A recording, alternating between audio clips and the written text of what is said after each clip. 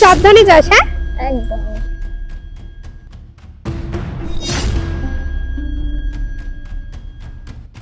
এটা বৌদি না? বৌদি,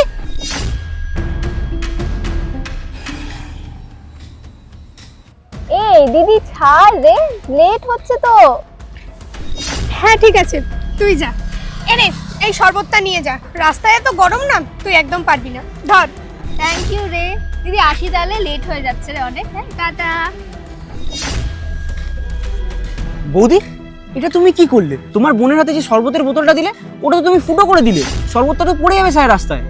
সেই জন্যই তো আমি ফুটোটা করে দিয়েছি, যাতে শরবতটা পুরো রাস্তায় পড়তে পড়তে যায়।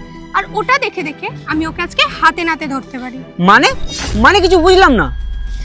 মানেটা হচ্ছে, আমার না অনেক দিন ধরেই ওকে সন্দেহ হচ্ছে, ওর সাথে আমার হাজবেন্ডের কিছু একটা চলছে।